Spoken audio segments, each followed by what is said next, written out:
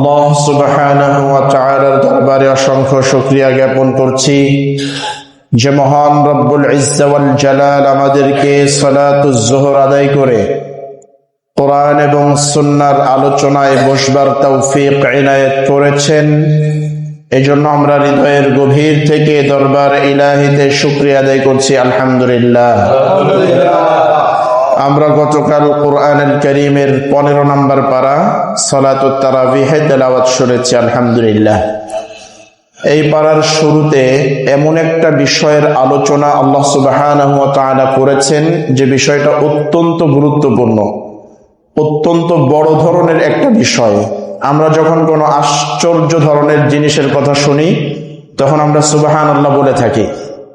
তো এমন একটা বিষয়ের বর্ণনা আসছে যে আল্লাহ নিজেই সুবহানাল্লাহ বলছেন, শুরুই করছেন সুবহানাল্লাহ দিয়ে। তার অর্থ হলো জিনিসটা অনেক বড় একটা জিনিসের বর্ণনা আল্লাহ পাক দিতে যাচ্ছেন। কিভাবে বলছেন আল্লাহ? সুবহানাল্লাযী, আশ্চর্যের বিষয়, আসরা বিআবদিহি লাইলাম মিনাল মাসজিদিল হারাম ইলাল মাসজিদিল আকসা। আল্লাহ তার বান্দা মুহাম্মদ সাল্লাল্লাহু আলাইহি ওয়াসাল্লামকে রাতের বেলায় মসজিদে হারাম থেকে মসজিদে আকসা পর্যন্ত ভ্রমণ করিয়েছেন। তার অর্থ হলো মি'রাজের আলোচনা আল্লাহ পাক এখান থেকে শুরু করলেন। মি'রাজের কি ঘটনা? এটা আমাদের নবী সাল্লাল্লাহু আলাইহি ওয়াসাল্লামের শ্রেষ্ঠত্বের প্রতীক। উনি যে সাইয়্যিদুল আম্বিয়া, সব নবীদের সরদার, মি'রাজের ঘটনা তারই প্রমাণ বহন করে। নবী সাল্লাল্লাহু আলাইহি ওয়াসাল্লাম উম্মে হানির ঘরে ছিলেন। আর এক বর্ণনায় পাওয়া যায় যে আল্লাহর নবী সাল্লাল্লাহু আলাইহি ওয়াসাল্লাম হাতিমে কাবায় ছিলেন। হাতিমে কাবা যারা বাইতুল্লাহ গিয়েছেন তারা জানেন, বাইতুল্লাহর উত্তর পাশে অল্প একটু জায়গা ঘেরাও করা আছে, ব্যারিকেড দেওয়া আছে। ওই জায়গাটা হলো হাতিমে কাবা। তার উপরে আছে মিজাবে রহমত। তো নবী সাল্লাল্লাহু আলাইহি ওয়াসাল্লাম এক রাতে এই হাতিমে কাবায় ছিলেন। কাবার উত্তর পাশে ঘেরাও করা যে জায়গাটা, ওটা একটা সময় কাবার ভিতরে ছিল, পরবর্তীতে কাবা আলাদা করে ফেলা হলো। ওই জায়গাটা এখনো ঘেরাও করা আছে। তো এই হাতিমে কাবায় নবী সাল্লাল্লাহু আলাইহি ওয়াসাল্লাম ছিলেন। এমন সময় ফেরেশতা আসলো, এসে বলল, ইয়া রাসূলুল্লাহ, আপনাকে যেতে হবে আল্লাহর কাছে। সুবহানাল্লাহ। আল্লাহ আপনার সঙ্গে সাক্ষাৎ করবেন, মুলাকাত করবেন, আপনাকে নেওয়ার জন্য এসেছে। এরপরে আল্লাহর নবী সাল্লাল্লাহু আলাইহি ওয়াসাল্লামের সামনে বোরাক রাখা হলো। বোরাক রাখার পরে উনি ফেরেশতা একসঙ্গে চড়লেন বাইতুল মুকাদ্দাস, বর্তমান যে জেরুজালেম, এখানে আসলেন। এই বাইতুল মুকাদ্দাসটা একটা সময় মুসলমানদের কিবলাও ছিল। মুসলমানদের প্রথম যে কিবলা, সেই কিবলা ছিল বাইতুল মুকাদ্দাস, অর্থাৎ ফিলিস্তিনের যে মসজিদটা, ওই মসজিদটাই আমাদের প্রথম কিবলা ছিল। প্রায় 17 মাস নবী সাল্লাল্লাহু আলাইহি ওয়াসাল্লাম বাইতুল মুকাদ্দাসের দিকে ফিরেই নামাজ পড়তেন। অতএব মুসলমানদের ভ্রমণের জন্য, ইবাদতের জন্য যে 3টা মসজিদে যাওয়া জায়েজ, সেটা হলো বাইতুল্লাহ, মসজিদে নববী এবং বাইতুল মুকাদ্দাস। এখানের ফজিলত অনেক বেশি।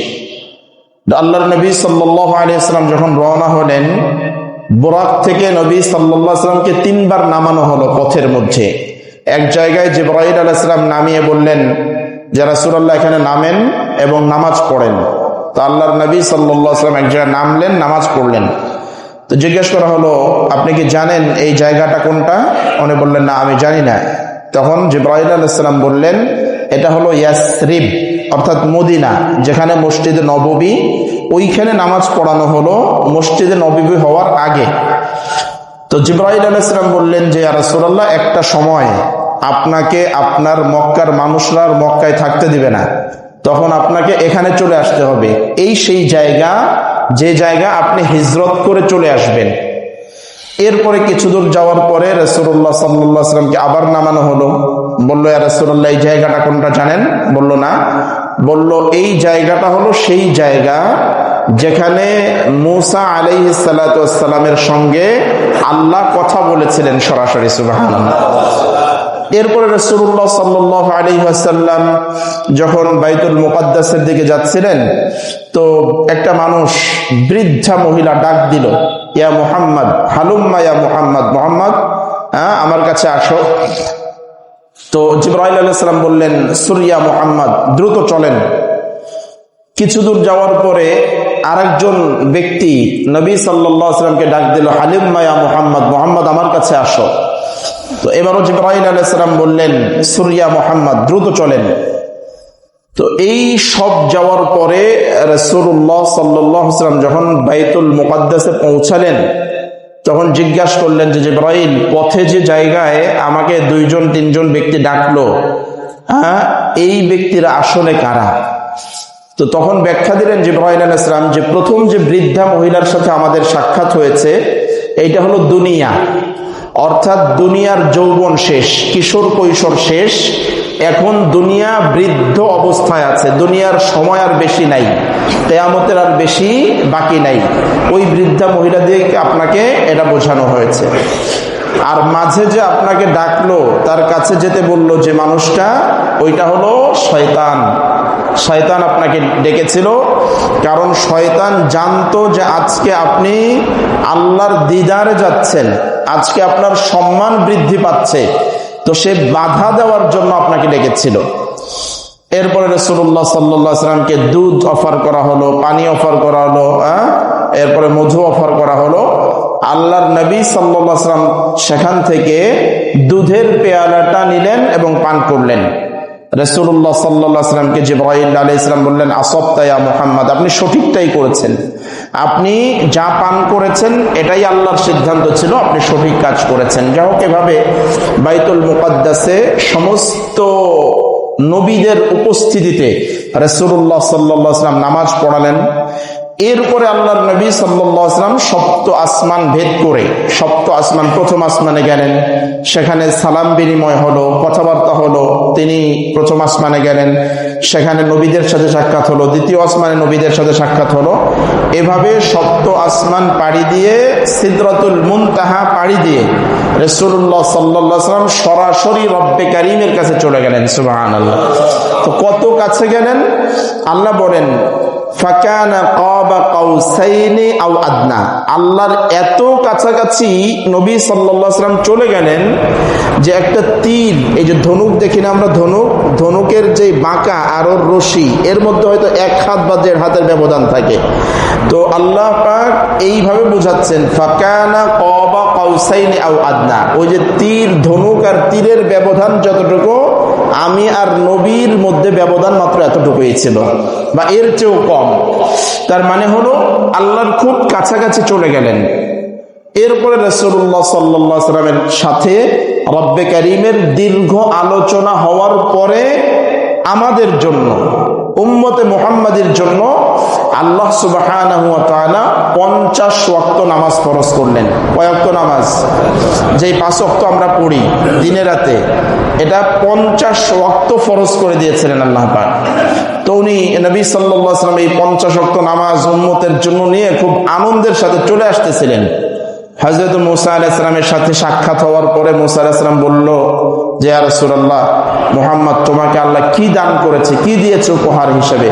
তো নবী সাল্লাল্লাহু আলাইহি ওয়াসাল্লাম আনন্দের সাথে বললেন, আমার উম্মতকে দিন রাত 24 ঘন্টার মধ্যে 50 ওয়াক্ত নামাজ ফরজ করে দিয়েছে আল্লাহ। আমি এই 50 ওয়াক্ত নামাজ নিয়ে যাচ্ছি উম্মতের কাছে। মুসা আলাইহিস সালাম বললেন, দেখো আমার উম্মতের অভিজ্ঞতা থেকে আমি বলি, আমার উম্মতকে যা দিয়েছিল আল্লাহ তা কিন্তু আমার উম্মত পালন করে নাই। তো তোমার উম্মতও যে 50 ওয়াক্ত নামাজ ফরজ করেছে আল্লাহ, এটা যে পড়বে আমার মনে হয় না। এই 50 ওয়াক্ত নামাজ তোমার উম্মত পড়তে পারবে না। তো কি করো, তুমি আল্লাহর কাছে গিয়ে এই সংখ্যাটা একটু কমায় নাও। রাসূলুল্লাহ সাল্লাল্লাহু আলাইহি ওয়াসাল্লাম আল্লাহর কাছে গেলেন। যাওয়ার পরে, আলোচনার পরে এই নামাজ বারবার গিয়েছেন, একাধিকবার যাওয়ার পরে নামাজ 5 ওয়াক্ত ফরজ করা হলো। কিন্তু রব্বে কারীম যেটা নাজিল করেন ওটা রহিত হয় না। আল্লাহ পাক জানিয়ে দিলেন, মুহাম্মদ তোমার উম্মতেরা এই 5 ওয়াক্ত নামাজ যদি কেউ সুন্দরভাবে আদায় করে, আমি যে 50 ওয়াক্ত ফরজ করেছিলাম ওই 50 ওয়াক্তই থাকবে, তবে সংখ্যায় আসবে 5 ওয়াক্ত, সওয়াবের দিক দিয়ে আসবে 50 ওয়াক্ত। যেহেতু আল্লাহ 50 ওয়াক্ত ফরজ করেছিলেন, তো আল্লাহ বললেন যে তুমি তোমার উম্মতকে জানাও আমি যে 50 ওয়াক্ত ফরজ করেছে এটাই থাকবে, তবে সংখ্যা কমে 5-এ চলে আসবে। 5 ওয়াক্ত নামাজ পড়লে আমি আল্লাহ 50 ওয়াক্ত নামাজের সওয়াব দান করবো তোমার। তো এখন তো আমরা গাফলতি করি যে 5 ওয়াক্ত নামাজ যে ফরজ, এই ফরজ নামাজটা আমরা পড়তে চাই না। 50 ওয়াক্ত তো আমাদের দ্বারা আরো কঠিন হতো। তো মিরাজের ঘটনার মূল শিক্ষা হলো যে আল্লাহ সুবহানাহু ওয়া তাআলা যত ইবাদত দিয়েছেন, নাজিল করেছেন, দুনিয়ায় কোরআনের মাধ্যমে জানিয়েছেন রাসূলুল্লাহ সাল্লাল্লাহু আলাইহি ওয়াসাল্লামকে। নামাজ একমাত্র ইবাদত যেটা আল্লাহ পাক আরশে আজিমে নিয়ে রাসূলকে উপহার হিসেবে দান করেছেন। অতএব নামাজ আমরা শুধু বাধ্য হয়ে পড়বো এমন না। অনেকে বলে যে নামাজ একটা বোঝা মনে হয় না, এটা একটা উপহার আল্লাহর পক্ষ থেকে বান্দাকে দেওয়া হয়েছে। অতএব আপনি আমি স্বাচ্ছন্দ্যে নামাজ পড়বো, যে আল্লাহর উপহার, আল্লাহ দিয়েছেন, এই আগ্রহ ভরে আমরা নামাজ পড়বো। আর আমরা নামাজকে বোঝা মনে করি। এই যে বোঝা মনে করা, নামাজকে ভারী মনে করা, নামাজে আসতে গড়িমসি করা, এটা হলো মুনাফিকদের চরিত্র। ওয়াইদা কামু ইলাস সালাতি কামু কুসালা। কোরআনে মুনাফিকদের আলোচনা করতে গিয়ে আল্লাহ পাক বলেন, মুনাফিক হলো তারা যাদেরকে নামাজের কথা বললে কামু কুসালা, অলসতা করে, খালি অজুহাত দেখায় যে না প্যান্টটা ভালো না, জামায় নামাজ হবে না, সারাদিন কাজ করে নামাজ পড়া যায় না, মালিক ছুটি দেয় না, অনেক অজুহাত দেখায়, অনেক কারণ দেখায় নামাজ পড়তে না যাওয়ার। আল্লাহ পাক বলেন এরা হলো মুনাফিক, যারা নামাজে আসতে গড়িমসি করে, নামাজের ক্ষেত্রে অলসতা করে, নামাজের সময় হলে অনেক তালবাহানা করে, এই মানুষগুলো হলো মুনাফিক। তো নামাজের ব্যাপারে গড়িমসি করা যাবে না। নামাজ একেবারে দিল থেকে আসতে হবে, দিল থেকে আসতে হবে, ভালোবাসা নিয়ে নামাজ পড়তে হবে। এই শিক্ষা আল্লাহ সুবহানাহু ওয়া তাআলা আমাদেরকে দিয়েছেন। পাশাপাশি আল্লাহ পাক রাসূলুল্লাহ সাল্লাল্লাহু আলাইহি ওয়াসাল্লামকে আরেকটা বিষয় জানিয়েছেন, ওমিনাল লাইলি ফাতাহাজ্জাদ বিহি নাফিলাতান লাক আসা আন ইয়াবআসাকা রাব্বুকা মাকামান মাহমুদা। যে তোমরা কি করো, এ মুহাম্মদ সাল্লাল্লাহু আলাইহি ওয়াসাল্লাম, আপনি তাহাজ্জুদের নামাজ পড়েন। কোরআনুল কারীমে একটা নফল ইবাদার কথা এসেছে নাম ধরে, সেটা হলো তাহাজ্জুদের নামাজ। ওমিনাল লাইলি ফাতাহাজ্জাদ বিহি নাফিলাতান লাক, এটা আপনার জন্য অতিরিক্ত, এই যে তাহাজ্জুদের নামাজ পড়বেন এটা আপনার জন্য অতিরিক্ত দায়িত্ব, এটা আপনি পড়বেন।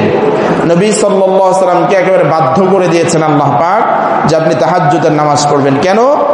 আসা আন ইয়াবআসাকা রাব্বুকা মাকামান মাহমুদা, কারণ অচিরেই আপনাকে আপনার রব মাকামে মাহমুদ দান করবেন, সর্বশ্রেষ্ঠ স্থান আপনাকে দান করবেন, সর্বশ্রেষ্ঠ মর্যাদা আপনাকে দান করবেন। সেই মাকামে মাহমুদ যেহেতু আপনাকে দান করবেন, আপনি যেহেতু সবার শ্রেষ্ঠ, অতএব আপনি তাহাজ্জুদের নামাজগুলো ছাড়বেন না, পড়বেন। তো এই আয়াতে কারিমা থেকে বোঝা যায়, আমরা যারা দুনিয়ায় সম্মানিত হতে চাই, পরকালীন সম্মান পেতে চাই, পরকালে মর্যাদার সর্বোচ্চ আসন যদি পেতে চাই, জান্নাতুল ফেরদাউস যদি পেতে চাই, তাহলে আমাদের জন্য তাহাজ্জুদের নামাজ অবশ্যই পড়া দরকার। তাহাজ্জুদের নামাজ কি করে? সম্মান বাড়ায়, মানুষের ইহকালীন পরকালীন সম্মান বাড়ায়। তাহাজ্জুদের নামাজ কোনটা? এশার নামাজের পরে ঘুমাইলাম, ঘুম থেকে উঠে ফজরের আগে যে নামাজগুলো পড়া হয়, কিয়ামুল লাইল যাকে বলে, এই নামাজগুলোকে বলা হয় তাহাজ্জুদের নামাজ। তো তাহাজ্জুদের নামাজ পড়লে কি হয়? সম্মান বৃদ্ধি পায়। কারণ রাসূলুল্লাহ সাল্লাল্লাহু আলাইহি ওয়াসাল্লামকে তাহাজ্জুদের নামাজ পড়তে বলে আল্লাহ বলছেন তোমার সম্মান বৃদ্ধি পাবে, সবচেয়ে দামি সম্মানের জায়গা তুমি পাবে, অতএব তুমি নামাজ পড়ো, তাহাজ্জুদের নামাজ পড়ো।